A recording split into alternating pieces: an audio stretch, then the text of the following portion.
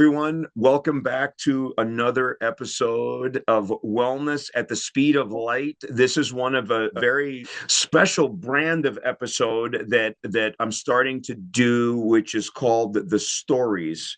And what the purpose of the stories is to bring people on who have either, been part of something where it's transformed their own lives. We're going to have people on that have had tragic things happen to them, but we want to bring on people that embody what it means to be resilient and be able to take control of your own lives and be better, because that's something that I felt like was missing from my podcast. So today I'm super excited to have Andrew Kooger on, the author of Still Alive, who is somebody that has an amazing story to share with us, has been through his own trials and tribulations, has come out on the other side, really an amazing young man who was inspiring to me. I really, I read some of his stuff and looked through his background, and somebody that I'm really proud to have on our show, because I think it's going to help a lot of people to reframe their own lives and how to think about moving forward, even when things don't go right. And we'll talk about how to find his book and all that at the end. But on that note, welcome Andrew to the show today. Very excited for you to share your story with our audience. Yeah, thank you for having me. Looking forward to talking and sharing whatever conversation direction we go. But yeah, thank you for having me here today. Right now, you're an author and you're a motivational speaker. You're vocal on social media. You're a financial professional. You're an entrepreneur. So you've built a very successful life. But what people might not know about you, just by looking at you on the screen here, is that you were a very, very avid sports enthusiast, cyclist, and had a serious tragic event for you personally. And I want to dive into that because you know what? This happens to people all the time. One minute, you wake up in the morning, you have your cup of coffee, you think it's just going to be a normal day. And the next thing you know, the doctor's telling you, hey, we got to take your leg, or hey, that you're never going to use your arm again, or you're not going to do this, or you're not going to do that. And to be honest with you, the way that we frame it mentally is going to make a huge difference into the ultimate outcome of our lives and what we can bring to, our fellow humans and all that stuff. And so on that note, can you tell us, what was your life like? I'm not even going to tell the audience what you went through, but what were you like before your accident? What happened? Tell us about that day. Yeah, I mean, so I grew up, for those listening outside of Toronto, there's another city called Hamilton, Ontario, Steel City. This is in my book. The first chapters kind of go over it, but essentially, grew up in a very low income environment, broken home. And for me, I just knew I wanted to get out of that environment. And I fixated on the way to do that was money. And so, I even in that same note, like I wasn't that great of a student, but nonetheless, still just tried to get out. Went through a couple different things. Tried like the military through a co-op program. Knew that wasn't for me. I didn't do well with authority, truthfully. And so then I ended up. I remember growing up and loving, the old school banker movies with Wall Street and stuff like that. These big, beautiful buildings and the suits and stuff like that. And I remember my grandmother taking me for a drive downtown, and same thing, like the architecture of these old school bank buildings, stuff like that. So decided to try. I went to school of business and finance, and did end up working in a bank. And that became a big piece of my identity, was the fact that I was successful in finance and growing a career there. The other outlet I had growing up was, to your point, like I was very active, and specifically it was cycling. Cycling was a big thing for me. I remember getting my first bike. I grew up in the Catholic system, so my first bike was, my first communion. From my aunt and uncle, I really appreciated that, and it kind of just grew from there. And every time I rode my bike and started to discover trails and stuff like that, and it's like all your problems at home, school, whatever it might be, they kind of just stuck behind while you just started pedaling, and that was kind of my outlet in life. And you go through life, through school, all these different things, and so it goes from priority, non-priority, whatever it might be. Fast forward, I'm in my career, within finance, and I was a young guy in a relationship, cycling, honestly, it was a distant memory at this point, just how busy life was. And I remember going through a really bad breakup, and I was pretty heartbroken, pretty devastated, and ended up kind of exploring. I think I went down the YouTube rabbit hole and came across a bunch of mountain bike videos, and just kind of got hooked on it again. And was like, oh yeah, that was fun. And so I went to the local bike shop with my little Toyota Corolla, and no intentions of buying, but I just want to check it out. The guy's name was Big Mike, big dude, cuts and bruises all over him from riding. And, he was super excited on the phone. And when I got there, he was equally excited just to show off some bikes and talk bike. And he showed me this deal of a Norco. And Norco is a mountain bike, or just a bike company in general here in Canada. And it was a great deal. And I couldn't say no to it. So I bought it on the spot. We fixed it up. And then him and I played Jenga, trying to figure out how to fit it into my little Toyota Corolla. No, thankfully it had the quick release wheels, so we were able to just tightly get it in there. And that became a bit of a comic thing and signature wherever I was. So, over the years before my accident, if I wasn't at work or the gym, I was on the trails during the season. So my bike lived in the back seat, and it looked funny because you'd see me getting out to go into, because I worked as a financial advisor at this point. So you'd see me getting out of my car at my job in like a nice bespoke suit and stuff like that. And Yeah. meanwhile, there's, mud all over my car and a muddy mountain bike in the back seat. Flip that story around, you'd see me go to the trails, and you'd see me getting out in the trailhead parking lot, changing out of my suit into my mountain bike gear with my dirty mountain bike sitting in the back seat. And so that was pretty much, that was a big part of my life. It became that outlet all over again, right? All the issues of whether it was relationship, work stress, or it might be when you drop into that line, it all stays at the top, and you're just one with the trail and your bike, and just it's an experience that I loved, and it was always there for me. That mountain biking and my bike were always there for me, no matter what struggles I found myself in life. Fast forward through that, growing this career, and truthfully, those are two pieces that I find like identity in was, being a banker and, being an athlete. Because I was doing the mountain biking, I was doing Brazilian Jiu-Jitsu, playing tennis with friends, lifting weights. That was pretty much, my life. Even my buddy and I were considering training for a marathon as well. And so, like, very athletic. And I started competing in downhill mountain biking, and started pushing the limits on it as I got more involved in the sport. There was at one point I was like eating 4,500 calories and still a day, and I was losing weight still just because of how active I was. So I had to give up the jitsu because I had to pick one thing and stick to it. So it was the weightlifting and the mountain biking. And so, fast forward 2020, COVID hit. Most things have shut down at this point. And, but it was a bit of at first, like all the trails were shut down and they eased up on it a little bit. And there was a downhill race series. They were doing time trials at one of the local places here. And so I started competing in one of the last races in the season for the August of 2020. I was training for it. And so there I am. And I was training with a buddy after work, and I don't even remember, what happened. Truthfully, some of my last memories are I can remember setting my bike up still driving that little Corolla in the parking lot, by the trailhead, and those are probably the last places I remember walking. So I set my bike up. We head out into the trail system, and one of the last trails I remember us riding. We finished it, and we decided to take a break to kind of map out the ride we would do back going to the cars. And the last thing I remember is my foot coming off the ground to start pedaling towards that final trail. The trail is called La Bama. It's a double black diamond. It's a straight drop with a berm and a jump at the end. I've ridden it a dozen times prior. I don't remember anything. Everything else I'm about to say is a recollection from my riding partner and business partner. And so he dropped in first, and it's a very quick run. After about 10 minutes, I should have been there long ago. He realized something was up. He had to physically climb, because there's no way he could ride back over the ravine to see. And he saw my bike, and he saw me a couple feet away from it, laying there. Obviously came to me, called 911, and according to him, he was dripping sweat all over my face. And there's blood everywhere. And, I apparently started coming to. I'm moaning and groaning. He's trying to keep me from moving. And it was like almost 2 hours, and he called again at 911's like, where are you guys? Like, what's going on? And I think it was a little bit less than 2 hours, because the 2 hour mark is when they finally got to me.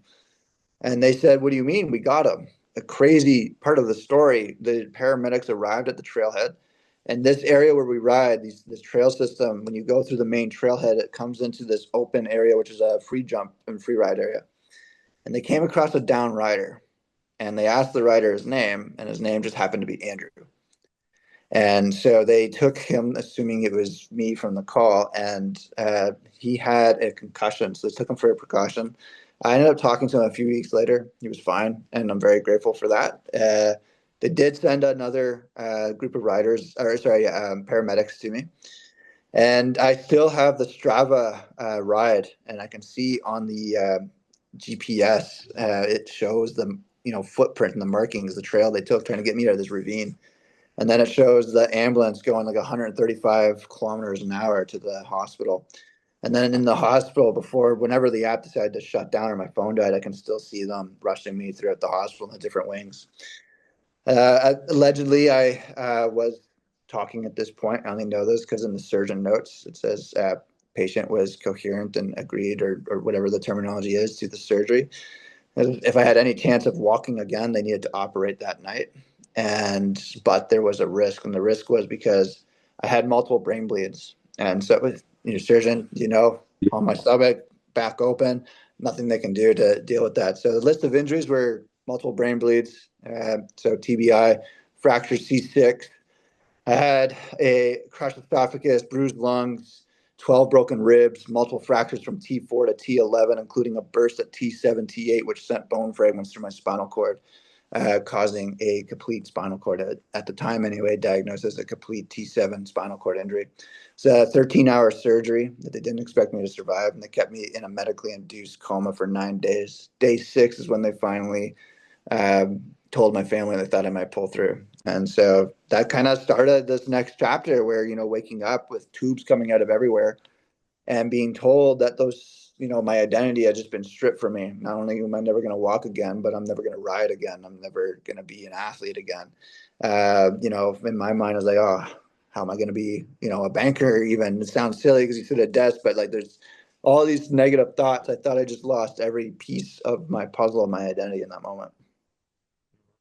You know what? Thanks for sharing that. Do you remember, I mean, my background, I mean, I've gotten now deep into the kind of the integrative health space and really interested in spinal cord injury and different one. But I'm actually, I'm a spine surgeon. And so I know exactly, this thing. And I've dealt with a lot of families when it comes to having to talk to them about, or directly to the person, having to talk to them about what life could be like, what is the prognosis, how difficult it's going to be. Do you remember the first things that people told? Can you remember the first thing that you heard, let's just say from a doctor? Was it like, well, this is what it is, or how was that approach? What are your recollections?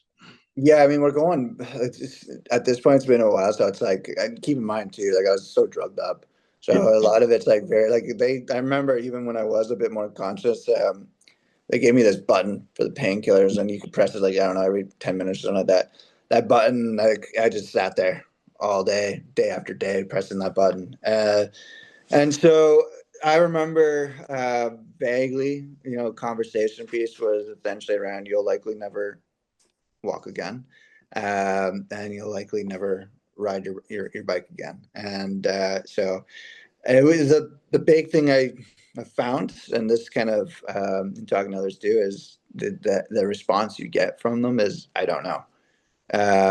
And that's the reality of a spinal cord injury, as you can appreciate, right? There's a lot of unknowns in it. I mean, you can have two people with the exact same, you can have twins. So they have exact body. They go through the exact same injury, same accident, and their recovery. And even though if they have like the same recovery protocol, with physio, whatever, alternative medicines, whatever it might be, their recovery could be completely different.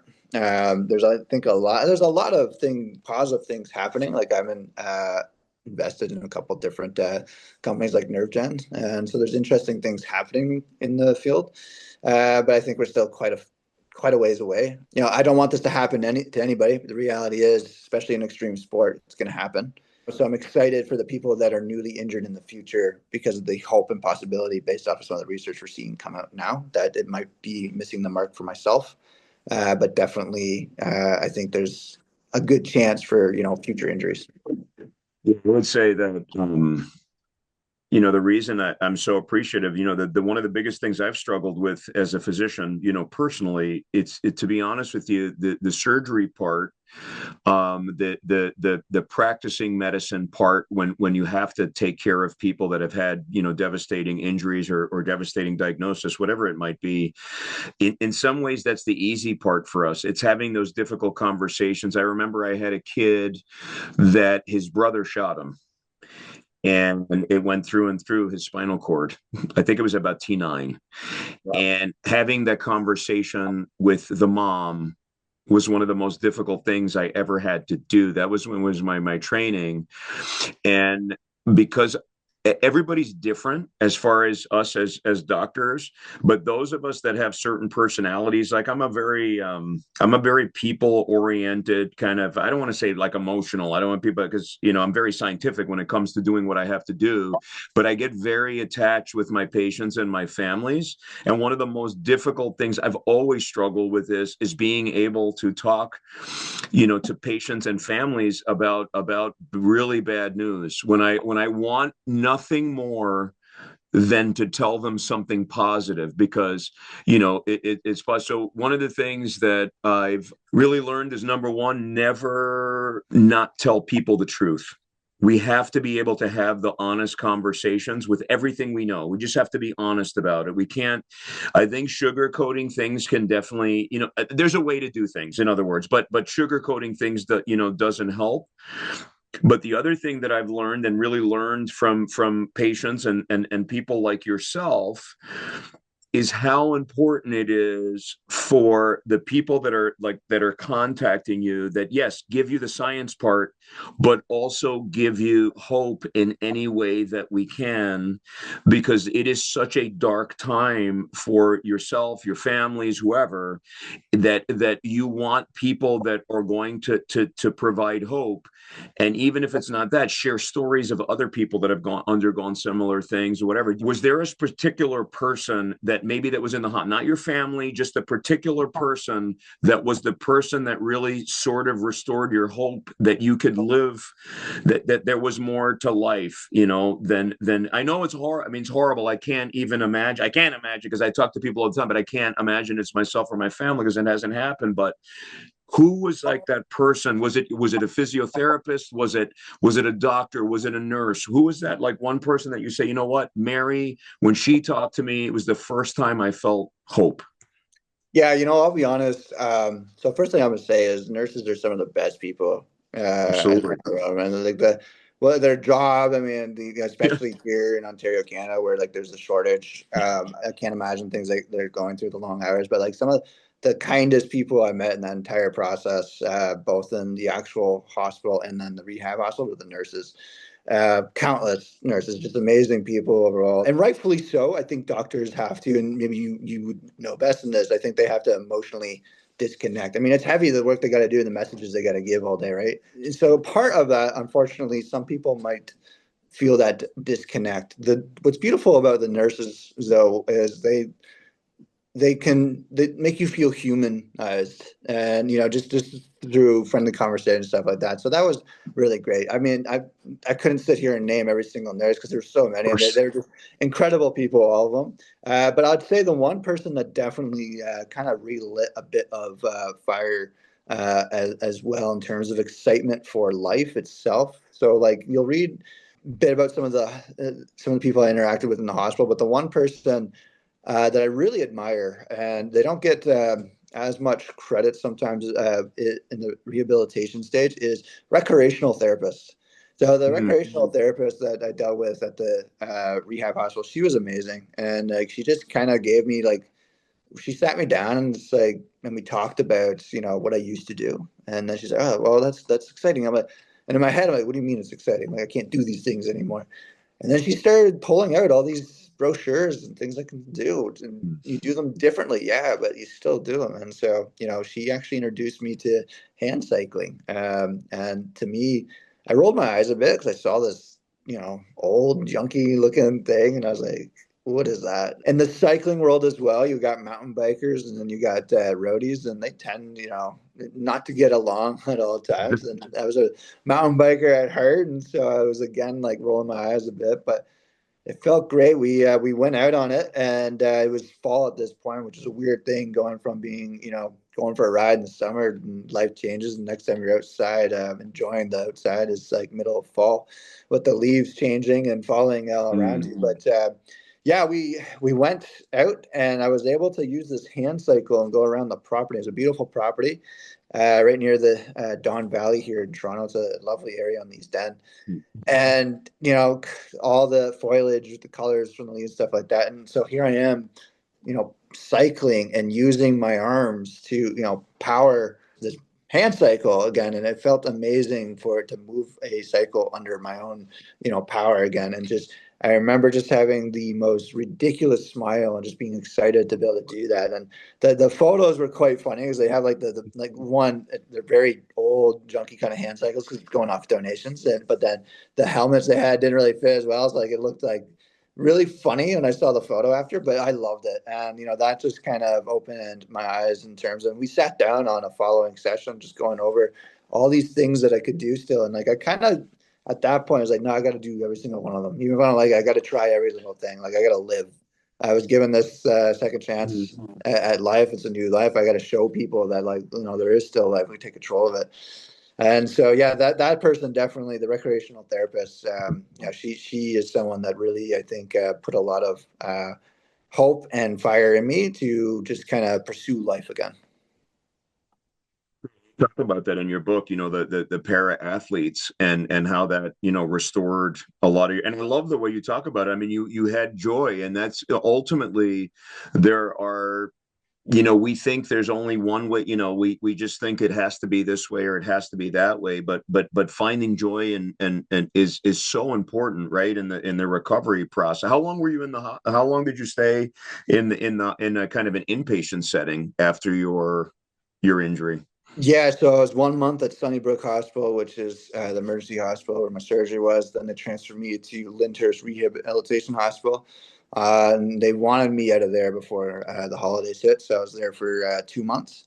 So 3 months total. I know, like, in talking to like the staff I was there, they used to keep people for like a year. So I was very thankful that I was in and out because I get it. Like they really just focus on teaching you on how to live with it. And my mindset was like, no, I want to like recover as much as possible and walk again. So I was content on getting out of there as quickly as I could, so I can then pursue private care and really just kind of again recover as much as I could.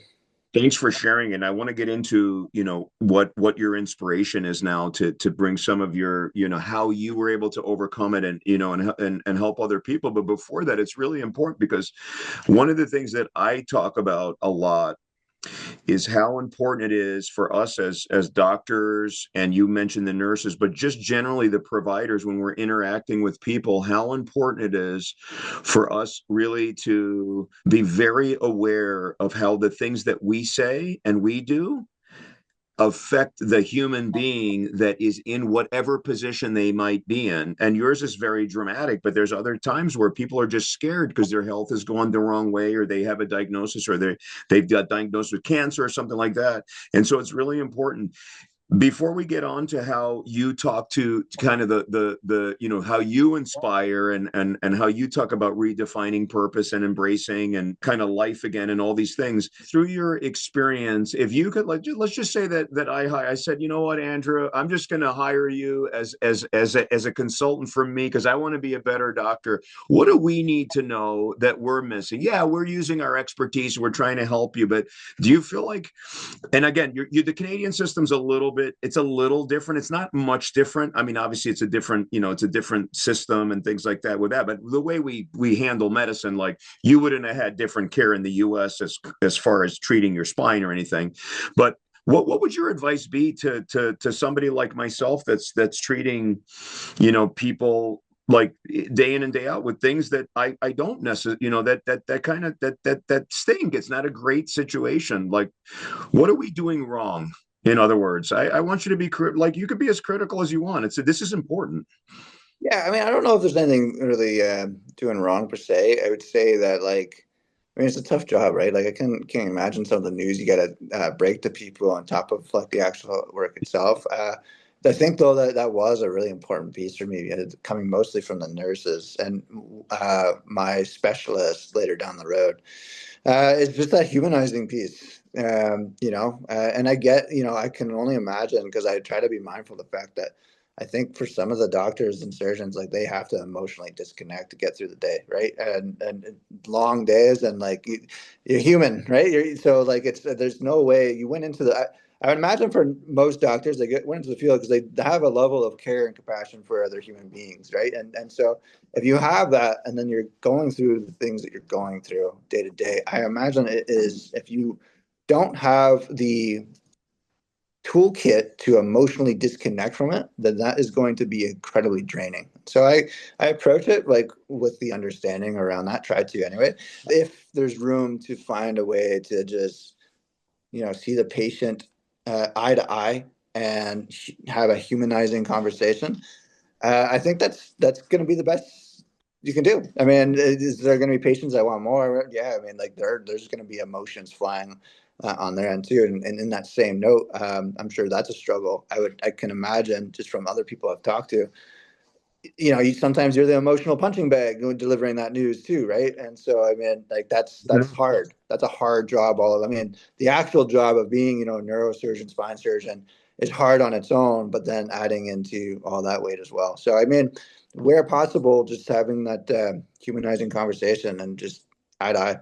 So I appreciate it. We don't, to be honest with you, right now, our profession is certainly under, a lot. I mean, people are upset. In the U.S., again, our system's different, but people are upset because, the times they get to spend with their doctors are going down. They feel dehumanized, and sometimes we're the. But you are right. Sometimes we are the bearer of bad news, and we're the first person they're seeing, or something's not going well, or they're deteriorating.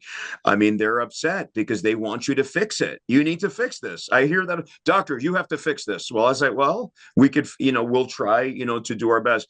And then, like, again, thanks for having, empathy and compassion, for us as well. Not that we need it. And some people don't, necessarily deserve it, but it is a hard thing. And I can tell you, one of the things I've struggled with the most personally, and I share a lot of this stuff. Obviously, I'm always out and about on social and being very vocal, is I do get very emotionally connected and attached with my patient. And it's hard.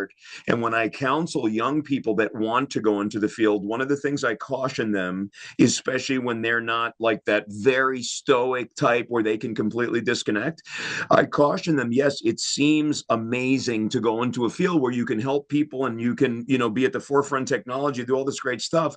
But can you handle it from an emotional standpoint, being able to deliver this kind of news, dealing with people that are sick, dealing with things when they're not going well, because it can take a massive toll on you, and then it can affect the way you think about things, and then you can become not as good as a doctor because you're not happy, you're disgruntled, you're burnt out. We have a huge burnout crisis going on in our ranks, and it honestly is a breath of fresh air hearing from somebody that has been through so much, that can empathize for us. And again, certainly we don't need it. We want to be empathetic towards the patient, but it is one of the most difficult things. I'll just share a little something with you and you'll appreciate it. What I mentioned before, literally last night I had a conversation. So my dad had lung cancer and he passed from that. But when he originally was diagnosed with the lung cancer, my wife was there at that original, like the meeting when he was sitting down with the lung specialist. And to this day, and you're talking about when he had his original diagnosis was way over 10 years ago. To this day, my wife last night was emotional about it. Like she literally, like almost like had it, like she was like almost on the verge of tears, so upset because of how the guy like did not want to be human wasn't at all. Like, was just like drawing diagrams, wasn't even using the word cancer, was beating around the bush. And it was very weird. It was a weird transactional. To this day, my wife is upset about that. And it's just amazing. And I try to learn, from these things myself. But it's amazing, like, to think about the impact that we can have on people just by one word. Because honestly, think about, you're in that situation. If I come in as a provider, anybody comes in, a nurse, they're having a bad day and they tell you something like horrible because they're in a bad mood, that can completely change the course of how you recover and how you're thinking. So we have to be cognizant of every word we say and put ourselves in that as much as we can in there, and be empathetic. And again, everyone's different. Some people are more stoic, some people are very emotional. It just depends. But we can humanize, we need to be as human, as we can be. So yeah, thanks for sharing that. So wanted to transition to what really is amazing. So there are unfortunately a lot of people that are in your boat, and thank you for being an advocate for others that have had spinal cord injuries and trying to help them. But not just that, but just other people. The difference is that you are out here now really trying to help people, not just that have had spinal cord, that have had we all have adversity in life. The lessons from your book, I can incorporate that into my life. People can import their lives. But where was the spark? When did you decide, you know what, I'm not just going to just get my life back and just like get into para athletics and this and that? When did you decide, you know what, I want to share my story with the world because I think I can help other people to get over whatever they might be going through? Yeah, I mean, so I wasn't a writer or anything like that, but I was using writing kind of as I guess a way to, I don't know, as an outlet. And so I would just simply make like little posts on Facebook, just as a honest conversation with myself, and throw up how I was feeling or things that happened, things I was missing. And I have connections, and I used to work out with a retired professor, and so he would always comment on my writing. And then I have another friend who's a keynote speaker and ghostwriter, and has published a couple books of his own as well, and he would comment on it. And for me, I looked at it. I don't know. Maybe it's the capitalist in me as well. Given that I work in finance, I wonder if there's a way I can capitalize off this as well. And so I actually got referred to an executive coach, and she heard my story. And she's actually American. She's right out of South Carolina, and so she heard my story, and she kind of took me under her wing.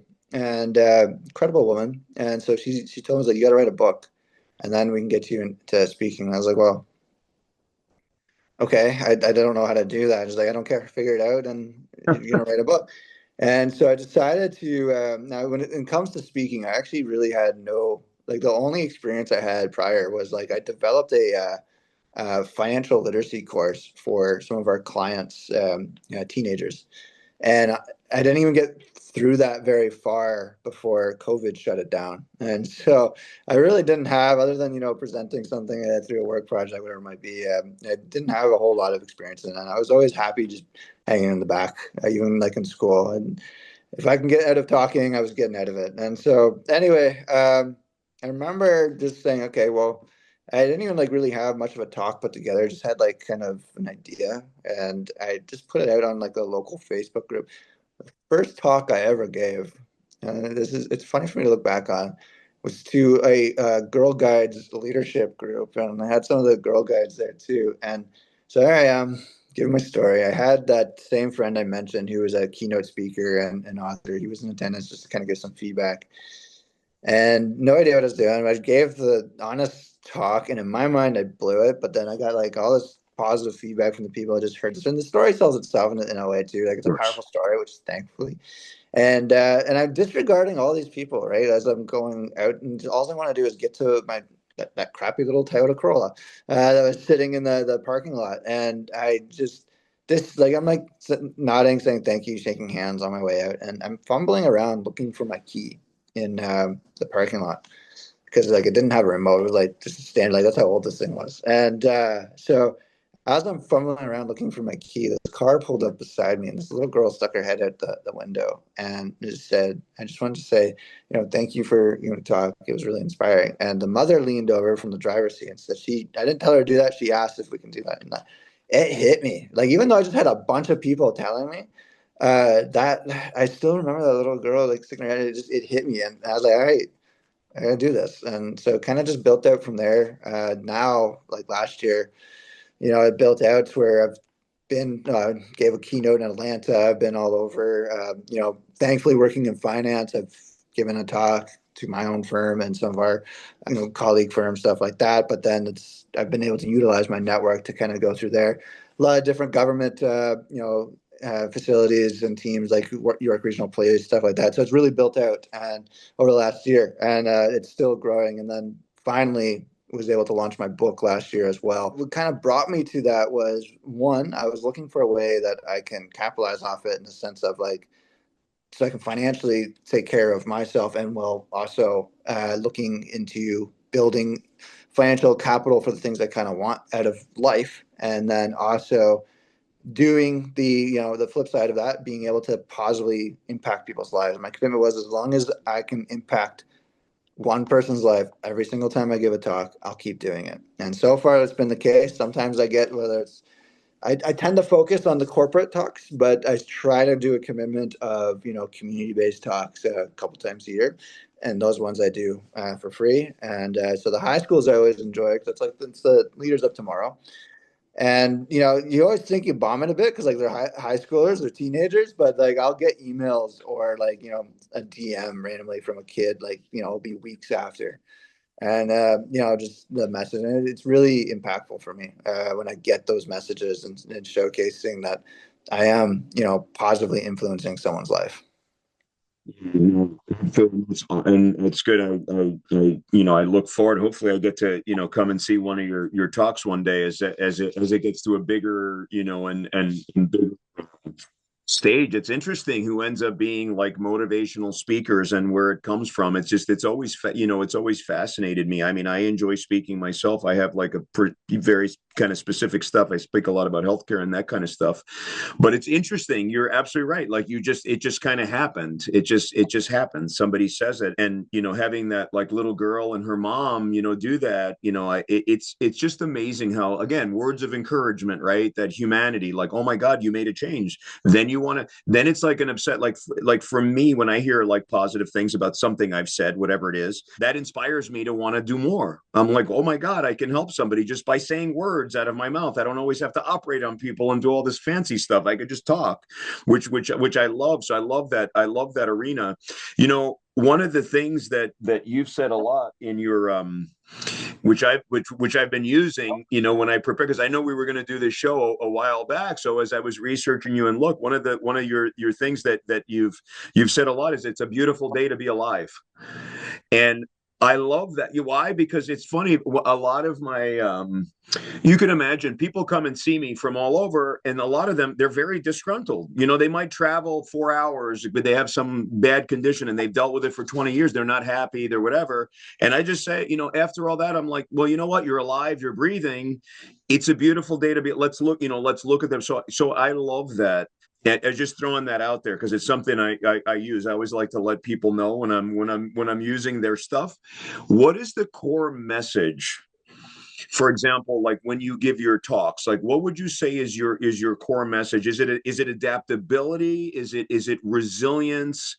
Is it like, it's a beautiful day to be alive? So we always have to make the best of what we're given, because we just get one shot. And I know how grateful you are to still be around. Like, what would you say is the core? Like, what do you want the world to know when you're giving these talks?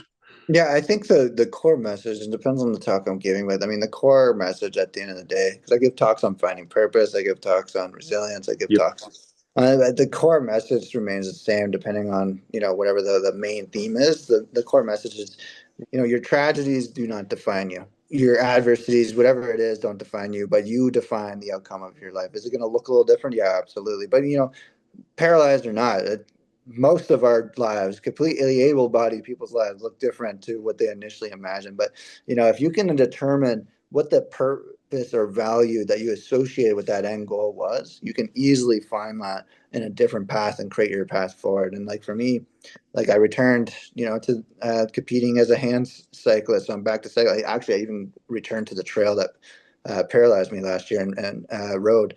So on an adaptive mountain bike through a company called Bowhead Corp here in Canada, they make adaptive mountain bikes. So, for me, it really is like you are ultimately in control of the outcome of your life. And yeah, there are going to be components that you can't control, but you definitely have control over enough that you're going to be able to dictate the outcome of your life and, what your values are. If you can figure out what your values are and, make your decisions that align with your values, you're going to find your purpose. And if you pursue that, you just can't go wrong.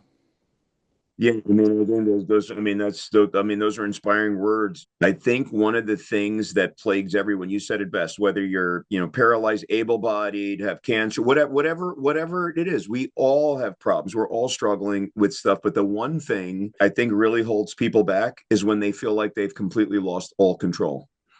And you took your control back. You want to talk about, how important, I mean, then that's kind of what what you're saying is like that ability, like to just define your values, what you're about, and just kind of align that with your purpose, all the things you said. Like, how is it important? I mean, one of the sources of people feeling down and out and helpless is when they feel like they cannot take any positive steps towards living a life that is worth living, right? And obviously you learned that on your own. I mean, would you say that that's like one of the core things is like people really have to just say, I have control. I'm going to, and they're going to control what you can control. You can't control the accident that happened to you, that happened, but you can control the steps that you take after that. Can you talk about that a little bit? Yeah, I mean, you control. I mean, like, look, I'm very grateful and privileged to live in Canada, but also, I have a very successful career in finance that I was able to return to, and that's definitely been a big help in some of the things I pursue, and being able to return to life a lot quicker. As well as I'm very grateful, that fracture in my neck could have easily turned me into a quad if it was any worse, right? So, and not saying that quads can't have. I know quadriplegics that do adaptive mountain biking. I know quadriplegics that do almost very similar life stuff. But I also know that I have an advantage over them having the abilities I have. It could have been different, and so I recognize that I have those privileges. But I don't think it also makes it any less true that we have control of our lives. I know a quadriplegic, like high level quadriplegic, and he uses his mouth to paint. And it's the most fascinating thing to me. Actually, I ordered a piece off of him. Yeah, because I just think it's an incredible thing. Not only is the painting decent, but like it's just the story behind it, right? And so I think we do have that ultimate control. I mean, and for me, yeah, I was in a very dark place at the beginning. Like this mindset didn't just come out of nowhere. It wasn't a natural thing. I had to choose into it. And like, it's something you got to choose into every single day. It's a choice, right? And that's like it's a value for me. Is that resilience and building life. And so because it's a value, I need to choose into it every single day. And so for me, yeah, I've done a lot. I've built a lot. And if I look back, like so it'll be the 5 years this summer. And if I look back of everything I've done in those 5 years, it's a lot. And, it's more than even able-bodied people. But I recognize that, one, it was a choice that I made to pursue these things and build towards them, no matter what, to live as much of a fulfilling life as possible. Some of those other privileges I've mentioned, but then also I didn't do it alone. And I think that's kind of key. There's a community behind me, and I've very, very cautiously selected my network and community to support me in some of these endeavors. Like, yeah, I'm the face of, the supplement company. I'm the face of the book. I'm the face of the keynote speaking and the foundation, but I've got people behind each and every one of those pillars. I've got people in my finance career that back me. And, so I would say, yes, we do ultimately control the outcome of our lives. You're going to figure it out a lot quicker, though, and get there a lot quicker if you can build a trustworthy community that can help guide you and lift you up through that process. I'm always looking for things. I love that statement. You have to choose into it every single day. that completely sums it up. You can either choose to move forward, or you can choose to stagnate, or move backwards and look back into the past rather than create the future that you want. It's easier said. Now, people, when we say things like this, for you at least, people say, well, look at what he's gone through, so you certainly have a lot of credibility. When I say it, people, they'll look at me, and sometimes patients will, well, look at you, you're a surgeon, what do you know about it? You think I don't have it for, I mean, they don't know my story, they think I don't have adversity. You got to choose into it. I love that. And if with your permission, I'm going to use that as well. You got to choose into it. I think that's great. So, as we kind of, wrap things up, and I think this is amazing to get to know you a little bit, and to know what you went through. And I encourage everyone to get the book. It's a great book. It's easy to get. We'll ask you about that in a second. When you think about, now, you've done so much in 5 years. What do you want to do with your next 5 years? Do we have another book coming, or do you feel like you want to be like, do you want to have a Netflix special where we do something? Because if I was a producer and I looked at this story, I'd be like, when are we making when are we doing when are we doing the movie? Kind of like Rudy. I actually had Rudy Rudiger on my podcast, from the movie Rudy, and he Yeah. was awesome. We went through all these things, and everybody loves Rudy, but like a similar thing, because it's a great story. Like, what do you want to do in the next 5 years? Yeah, well, so honestly, this year I'm competing in the Canada Summer Games, which, as a hand cyclist, that leads to opening the doors to the Paralympics 28, which I think is in LA. So I'll be in Yeah, the States for that, so that'll be good. But yeah, it's so awesome. that's a priority there. And with so each pillar of my life, with the keynote speaking, yeah, actually this year is the first year I'm introducing leadership workshops as well with that. So building out the programming around that, trialing that out. Really just want to 10x the corporate keynote speaking with that. So putting a marketing plan together to really kind of make that a solid pillar, as well, with obviously being the para athlete and the pursuits there. But the para athlete pursuits, the nice thing about that is, one, obviously it allows me to reclaim that identity as an athlete, but it also ties into the supplement company. Me and the friend I was with at the time of my accident, he's my business partner. We launched the supplement company. And so we're going through the process of hopefully expanding, actually, depending on what goes on with this trade war, but down in the U.S., trying to expand in that direction with the supplements, as we've gained quite a bit of traction up this way, and some more licensing approvals through Health Canada. And truthfully, the goal with that supplement company has always been to make it more than a supplement company. So last year was our first year that was profitable, and so we launched a foundation that is named after my book, Defy the Odds Foundation. We're waiting for charity status, and the point of that is to provide at-risk youth access to sport and athletics. It's something that means a lot to me. And the beautiful thing about doing the keynotes and working in finance, I've been connected with a lot of community leaders to get the guidance from them. And so short term, that's kind of the big goal. You mentioned around books. Yeah, I'll probably, if I see a need for it, I think there's definitely room for another book or two in the future, tying it all together, especially after maybe if I make it to Paralympics, who knows, kind of see how that plays out. But yeah, I think for me, it's just the continued pursuit of each pillar. I've got big aspirations for each of them. And until I have not hit a roadblock in any of them that I haven't figured out how to overcome, regardless of my situation. So I think that's the goal.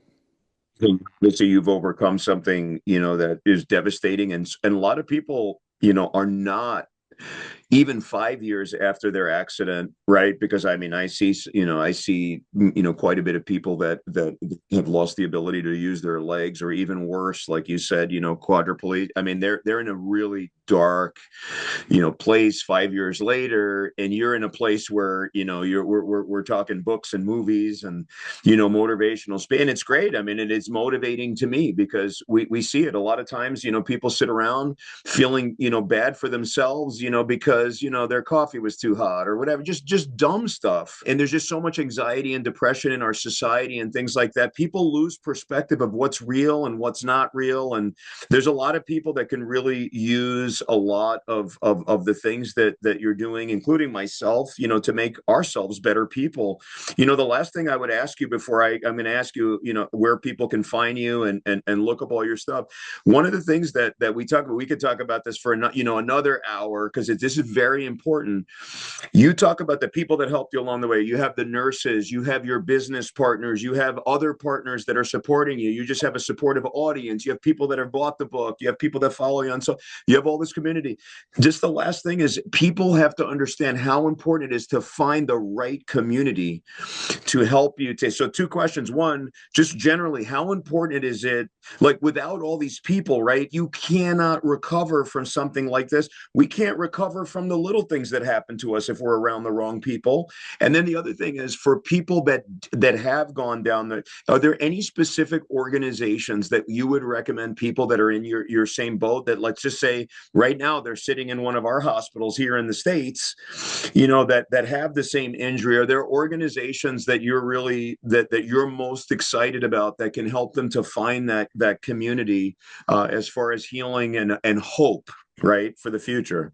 Yeah, so I mean, specifically for here in Canada, and I'll even just say specifically to Ontario, there's a group called Spinal Cord Injury Ontario, and they put on a lot of events, stuff like that, which is nice. And I actually am a peer.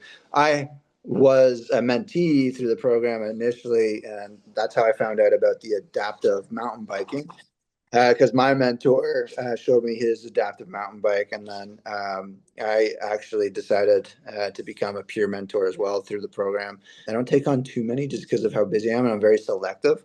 But nonetheless, so that's looking for, depending on where you live, some sort of government sponsored program around that. In terms of anyone that was injured, in outdoor sport, extreme sport like myself, there's an amazing, amazing organization called High Fives Foundation. I am one of their athletes. They actually they helped me get back to the trails. They came up with a sizable percentage of the cost for my adaptive mountain bike. So there's no way I would have been able to return the trails without them. And so they are pretty focused on the extreme sports, people that are injured to return to their sport. I think they do help some veterans as well. But if anyone is, that qualifies for them, they're an amazing organization. The things they do are just incredible. Just go look at some of the videos of the people they got there. There's some of their athletes that inspire me every day. It's pretty crazy, some of the wild stuff. And beyond that, there are groups on Facebook, like Spinal Cord Injury Peer Support, stuff like that. The only thing I found for myself, and I think they're great for people that are freshly injured, just because there's a lot of misinformation out there. There's a lot of, the reality is too, even depending on where people live, healthcare quality is different. And sometimes their doctors might not have all the answers, and being able to go to some of these peer support groups. I will say I removed myself at a lot of the online groups outside of the ones dedicated to athletes, so that, because you need to be in there almost with a bit of an iron gate around your mind, just because there can be the risk of exposing yourself to a lot of negative mindsets, which is unfortunate, rightfully so. I mean, look, I'm not going to tell people how to change their mindset with that. My book is there, my mentorship is there for people that want it. But the reality is the more negative people you're around, it can drag you down naturally, even subconsciously. And so I had to remove myself. But if you're freshly injured, there's a lot of good information in some of those groups as well. I mean, I have a very strong interest in spinal cord injury. And I think that the future, like you said, I love what you said early on, you don't want this for other people, even though you've been able to adapt and overcome and are doing fantastic. There's a lot of people that maybe they don't have to experience this if they have some other things. And so, some of the stuff that I'm really passionate about is the potential for the use of stem cells. There's a big trial at Mayo. And I had mentioned to you before that I met one of the people that had undergone the trial that had some success, just going from a high quad to a lower quad, which made a huge impact in her life personally, but also the use of other modulations to prevent that secondary injury from happening around the spinal cord. So when that spinal cord is impacted and it's swollen, if we can prevent those secondary, I know you're an expert at this. I'm sure you've read thousands of pages on this stuff, but to prevent the secondary cascade of injury may preserve function or allow people to get some of the function back. And the other thing is looking forward into the future. And I don't know what you think about this. Actually, I can ask you this, even though just a little bit past time, but like, so there's exoskeletons. I don't know if you've ever considered going down that route where you can get into these skeletons and then regain the ability to walk through that. Obviously different. And then there's the Neuralink, which is coming down the road, and it is believed that Neuralink is going to allow people to regain some function. What do you think about those things? Yeah, so I mean, I mean, I'll be honest, like, I find this stuff fascinating regardless of my injury. Yeah. But like, so I personally actually went to Panama for stem cells Mm-hmm. initially. It helped me actually with like temperature regulation and stuff like that. So initially T7 complete. So like just around chest line. I Yeah. today have all my abdominal muscles, all my lower back. You put me in a pool, my right hip flexor will engage a bit. I use KFO braces and a walker to like walk, but it's more so just for physio and just to kind of get some load bearing. Exoskeleton too. It's just like it's cool to look at, but like it's just not functional. Tech is always rapidly changing, so I'm sure give it 10 years, it will be. Yeah, I watched like the Neuralink. I know they're doing the trials. There's a company actually out of Switzerland that I think actually has done a lot more work. I think they're called On Powered or something like that. I feel bad for not knowing their exact name, but they're an incredible organization. They've gotten a few people actually up and walking again over like the last decade. Highly recommend anyone to check them out. Stem cells, I think, I know a couple of doctors that explored it. Obviously, I went to the Panama clinic, and like truthfully, it's not like a one and done. Like I know people that went to the Panama clinic and like they've gotten actually much more results than myself. For me, I was like, well, I don't really want to bankrupt myself. I'd rather rebuild my life and then I'll explore it.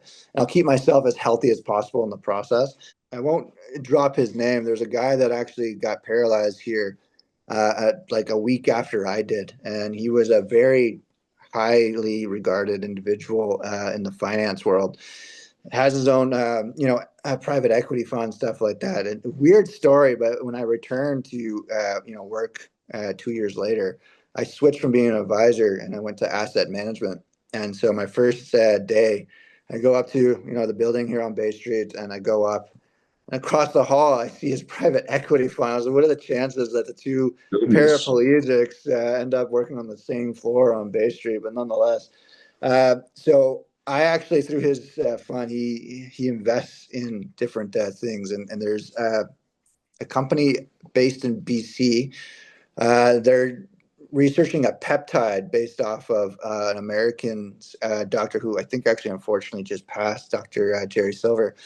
And that peptide is pretty promising, and so I get the direct access to information through whatever he's willing to share. The company's called NerveGen, and that seems really promising. Some of the stem cell stuff seems promising. I just find that stuff fascinating as it is. I think there's some very interesting stuff coming, and over the next decade, I can see things rapidly moving. And as we talked about, I definitely see in the near future a day where people freshly injured, the conversation isn't if, but when they'll walk again. exploring some of these things more aggressively. I think that AI is going to help us dramatically, because especially if you look at the world of peptides and small molecules and things like that, you really can start figuring things out at a much more rapid pace, because you take these big data sets, and then AI, it's like billions of people looking at it simultaneously, as opposed to a couple people in a lab trying to figure it out. It takes 20 years. AI, it might take 7 minutes, to go through this stuff. So I'm very excited about it. And I know this is just random, but I'm known for just kind of like just random stuff. But it's interesting. I don't know if you've seen the movie Avatar or Yes. not, but if you just remember a lot of it, obviously he's paralyzed and he goes in and he has this avatar body. But the guy, that Colonel guy, that guy's nuts, right? That's kind of his arch nemesis. He's like, like son. He's like, do you want to go back? We'll get your legs back, because in the future we could get your legs back, right? There was perceived, they didn't say what it was, but it was just normal. Like, if you can pay for it, we'll get your legs back. So I see a future like that, and I'm seeing, especially like with the fresher injuries, completely different ways of handling those when it initially happens, whether it's through molecules, stem cells, light therapies directly on the spinal cord. There's actually a company, I was trying to get them. I'm running the Society for Brain Mapping. I'm the chair of spine, and there's a group in England. I'll get them next year. They have this little probe. It's a light probe, like a red light probe, and they implanted it in the rat. And they show that if you damage the spinal cord, that they got better improvement in function if you shine the light on it right away. It's just a lot of fascinating things. And I don't think it's going to be one thing. I think it's going to be a combination Yeah. of the things, and I think that would be amazing, and you're right at the forefront of all this, and hopefully the guy that's investing right across comes up with the answer. But regardless of whether it comes up, you have a vibrant and robust life and are doing great things and are inspiring other people. And again, so some things we live with, some things other. And sometimes when people have quote unquote disability, we all have disabilities, right? We have like the people are just disabled with, and we say that all the time. Like a lot of people's attitude is a disability, right? There's all kinds of disabilities we have, but a lot of times your disability is the inspiration for everything else. I don't know, are you familiar with Inky Johnson by any chance? I'm drawing a blank on that one. Perfect. Good. He's a guy. I think so. He's a guy. He was scheduled. He was going to be a very high draft pick in the NFL, and he got a tackle to his arm, and he basically avulsed his brachial plexus. So he's never been able to use his arm again. He had all these surgeries and transfers and everything. But he gives I mean, you will love him, because you remind me of him. You should go and see some of the things he puts out. He's very inspirational on social. I follow him, but I've seen him live personally. He's an amazing inspirational speaker. I mean, to tears every time. I've seen him twice. Both times you get the it's almost not possible not to get the tears going. So Inky Johnson is the guy's name. So so anyway, so thanks for joining us today. It's been amazing. I want people, tell us the full name of your book, where people can get it. Let's get some copies into their hands, and where they can find you on social, or anything else you want to tell us about how to get you. Yeah, so the book is called Defy the Odds by Andrew Kooger, Kooger, and it is available on Amazon.com.ca. Anywhere you are, as long as it has Amazon and printing attached, you can get there. It also has the Kindle version as well, right on Amazon. So you can grab it right from there. Again, that's Defy the Odds by Andrew Kooger, Kooger. Otherwise, my socials, you can find me on Instagram, AGKooger, Kooger, or LinkedIn. I'm not super active on LinkedIn, trying to get a little more active, but yeah, same thing, just Andrew Kooger. By all means, reach out to me. My website's andrewkooger.com, and my email and contact information will be right on there. If you have a conference or something like that, or your company might benefit from a keynote or a workshop for myself, there is a contact form on there to schedule free consultation for the keynote speaking and workshop. So by all means, reach out anytime. I'm more than happy to connect and have a conversation. you come out maybe to one of our one of our meetings and share your story, because the truth is that, like, for example, it's too bad because we have this meeting coming up in LA just in a couple weeks that I'm running, but I'll be doing it again next year. But it's interesting because a lot of the times it's so important even for these providers. I know you talk about emotional detachment and all that stuff, but sometimes it's really important for them to say, you know what, this conference, we're talking about all this fancy stuff and stem cells and this and exoskeletons, but there's also a person there. So let's take into account their stories, what they're looking for, what they want, and be better human beings with our patients and help them, because that's going to help to really take care of them. Yeah, so love to have you out. I'll fill you in when we figure out when the 2026 meeting is, because I think that would be, that'd be fantastic, and going to try to do some more lobbying too down in DC, which is like I did a little bit of lobbying this year. So it's like sometimes it's like talking to the wall, with these people. I Yeah. mean, they give you a thing. I got a couple of photo ops with a bunch of, different representatives and stuff, but they don't. I mean, it's like I'm one out of how many people that are in their ear trying to push the message of wellness and health, and they just move on, and it's a little frustrating. I know you've seen that sometimes. I mean, you have a really good things, but I'm sure there's some things you advocate on, and it's like people, you know. Yeah. Yeah. That's the way it goes, right? You got to Yeah, play the so game. you can only win so much. So on that note, thanks everybody for joining us with Andrew Kooger. Go out and get his book, Defying the Odds. Just a fascinating story. This has been an inspirational, hour spent with you today. Thanks so much for being on the show. We'll see everybody on the next episode of Wellness at the Speed of Light. I hope you've really enjoyed this one. Go take care of your families, be CEOs of your own health, and just remember, no matter what you're going through, there's always a light at the end of the tunnel, or hope. Find your mission, find your values, and again, make that choice. Like Andrew tells us, make that choice to see the positive and be your best self. We'll see you on the next episode.